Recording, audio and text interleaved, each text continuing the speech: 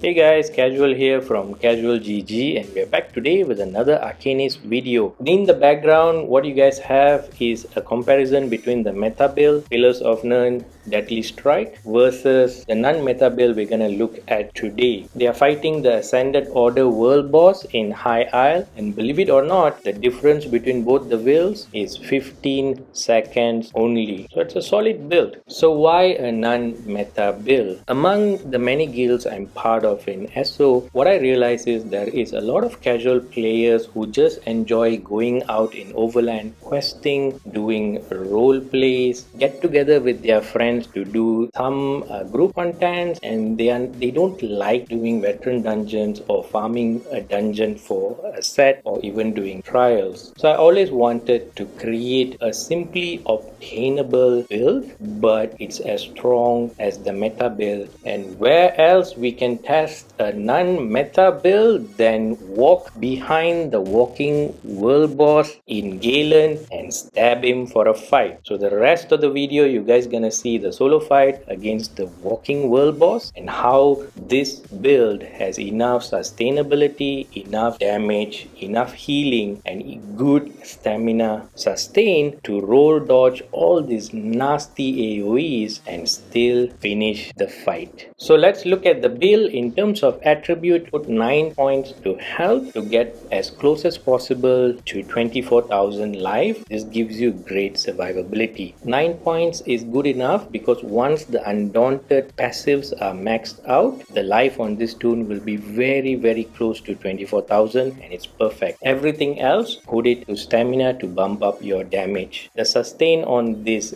toon is great. We're having like 1,700 stam sustain. That's good enough to even a fight with a walking world boss where there's so much of roll dodging and running around. Stamina still holds and we don't run out of it. This build also has good crit damage attack. It's so good that every 3 attacks you guys gonna do, you're gonna get almost guaranteed 2 crit damage, and 50% of the time even the third attack is gonna be critting as well. So that's what's contributing to the damage from this build. In terms of race, you guys are good with High Elf or Dark Elf. High Elves gives you more survivability. The toon which is fighting the walking world boss now is a High Elf, and Dark Elf just gives you a little bit more damage. In terms of Mundus, the thief all the way. So let's look at the gears which are making this build and how easily it can be obtained. So both the 5 pieces in this build are craftable. You guys probably can craft it yourself, and worst case scenario, if you can't, just ask a guild member. I'm sure they'll be happy to craft it for you, or buy it from a guild trader. The first set we have is the Claws of the Forest Wraith. This set was launched with a fire song and was quickly forgotten because before Necrom, most of the class builds we had always had an inclusion of a weapon skill or a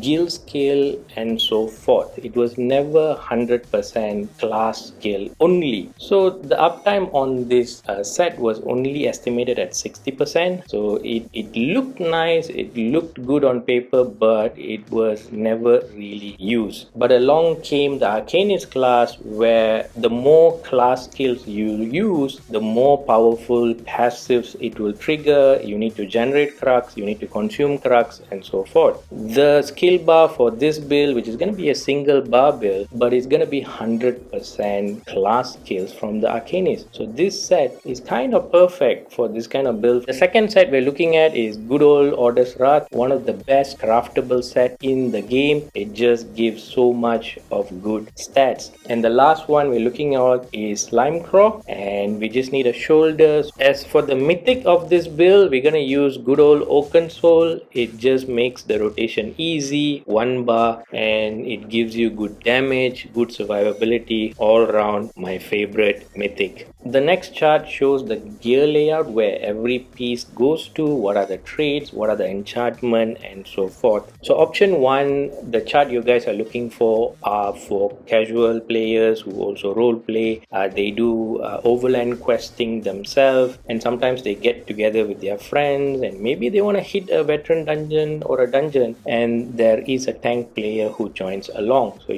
this setup is good enough for that, and you guys will have tons of fun. Option option 2 is a gear set for those solo casual players like me who do the daily veteran pledges or hard mode pledges. Then you want to use option 2 because there's enough penetration built into the toon. You're like a one-man army. So in terms of skill line for the Herald of the Tomb, these are the active skills you guys want to have, and take all the passives. I will have a link to a written guide for this build as well. You guys can see the details there. But in terms of the active skill, we want to use the ultimate, the Languid Eye. We want to definitely have pragmatic Faith Tower as it does so much damage. We are talking about 50 to 60% of the damage from this build coming up from there. Sepaliak's Flail would be the spammable, and it will also generate most of our Crux. And then Inspired Scholarship just adds on to Crux generation and does passive damage as long as it's active. The next skill line is the Soldier of Apocrypha, and for that the active skill line we want to have is Rune Guard of Freedom. Fantastic survivability skill. This is the one where you guys keep on seeing that green circle skill I'm using during the fight, and in terms of passive, just take all of it.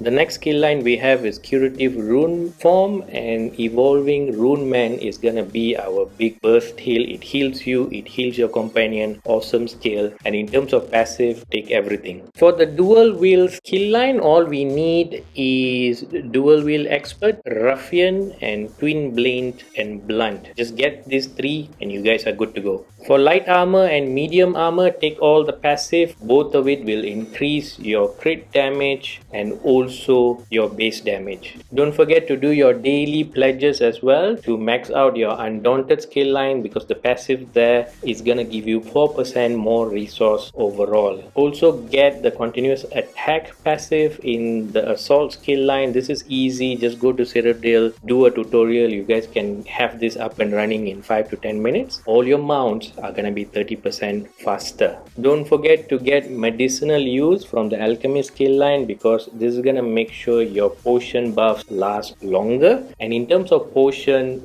for tough contents, you guys want to use the health thrive potion. They give you the best recovery for all your resources. For the provisioning skill line, don't forget to get gourmand and connoisseur. What this is gonna do is all those expensive food or drinks you guys gonna use, it's gonna extend how long it lasts. For the food, you guys need to spend some money. Artaeum takeaway broth is the best option for this build. It gives you good sustain, it gives you a good health recovery as well. Now moving on to CP, this is the active blue CP layout you guys want to use. All of it work hand in hand to make sure the beam we have in the Arcanist, the Faith Cover beam, is gonna do tons of damage. Don't forget the passive skills in the blue skill line as well. One of the reason I'm surviving all this AoE attack or even the burst damage from the Walking World boss is because of these passives. For the green CP, this is standard CP across all PvE characters. This is what you guys need to slot. And for the red CP, Boundless Vitality, Fortified and Rejuvenation is standard ones. Relentless is something I like, because anytime you're stunned or immobilized by the boss, you're gonna get further